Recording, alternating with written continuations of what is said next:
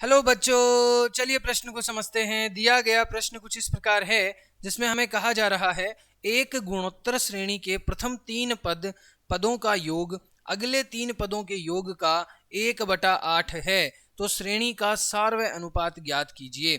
यहाँ पे हमें प्रश्न में कहा जा रहा है कि सार्वय अनुपात आपको निकालना है, यानी आर का मान आपको निकालना है। तो सबसे पहले हम प्रश्न में मुख्य अवधारणा को लिखते हैं, उसके बाद प्रश्न को हल करते हैं। मुख्य अवधारणा के अंदर मैं आपको इस प्रश्न को हल करने के लिए जिस सूत्र का हम उपयोग करेंगे वो सूत्र लिखवाने वाला हूं। तो मुख्य अवधारणा में आप देख पा रहे हैं कि एस एन बराबर ए आर की घात n माइनस 1 बटा r माइनस 1 हो जाएगा। ठीक है, अब यहां पर आपको कहा जा रहा है कि एक गुणोत्तर श्रेणी है। एक गुणोत्तर श्रेणी के आपको तीन पद बोले जा रहे हैं। कितने पद बोले जा रहे हैं? तीन पद। तो माना, यहां पे मैं लिखूंगा, माना गुणोत्तर श्रेणी का जो पहला पद है वो मैंने मान लिया a, दूसरा पद मैंने मान लिया ए आर, और तीसरा पद मैंने मान लिया ए आर की घात 2।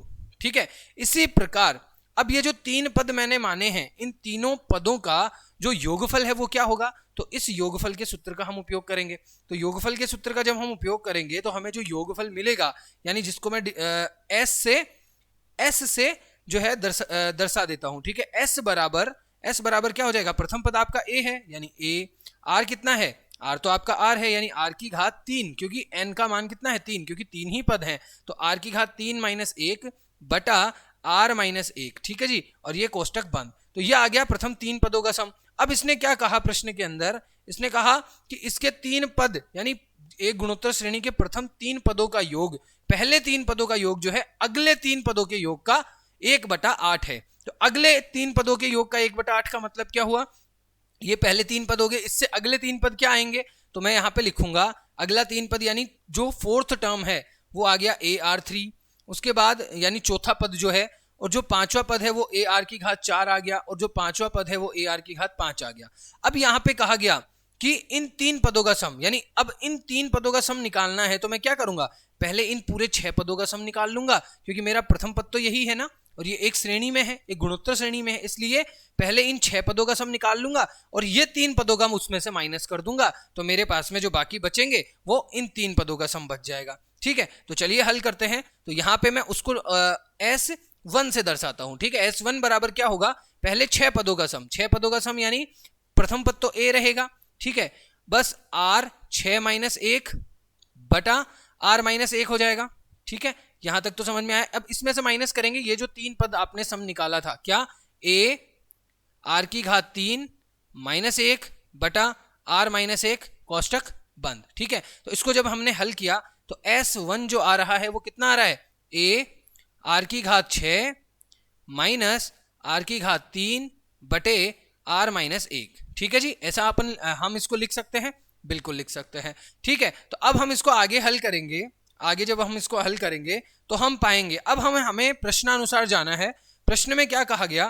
प्रश्न में कहा गया कि पहले तीन पद और बाद के जो तीन पद हैं वो बराबर हैं 1/8 के। ठीक है जी, इस प्रकार S बटा S1 बराबर हो जाएगा 1/8 के। तो S आपने निकाला था, कितना निकल के आया था? A R की घात 3 माइनस 1 बटे R माइनस 1। ठीक है, और आपने S1 भी निकाला था, वो कितना निकल के आया था? A R की घात 6 माइनस R की घात 3 बटे में R माइनस 1। ठीक है, अब देखिए R माइनस 1 से R माइनस 1 को मैं काट दूंगा, 1/8 यहाँ पे लिख लेते हैं। ठीक है, यहां से ये कट गया, A से A कट गया, तो क्या बचा मेरे पास? यहां पे हल करते हैं उसको, जो बचा उसको यहां लिखते हैं। ठीक है, मेरे पास में बचा R की घात 3 माइनस 1 बटे R की घात 6 माइनस R की घात 3। ठीक है, जो कि बराबर है किसके? 1/8 के। ठीक है जी, अब यहां से देखिए R की घात 3 माइनस 1 बटा, यहां से R की घात 3 मैंने उभयनिष्ठ ले लिया, तो मेरे पास में R की घात 3 माइनस 1 बच गया, बराबर 1/8। अब यहाँ पे देखिए R की घात 3 माइनस 1 से ये कट गया, क्या बचा? 1/R की घात 3 बराबर हो गया 1/8। ठीक है जी, यहाँ तक आपको समझ में आया।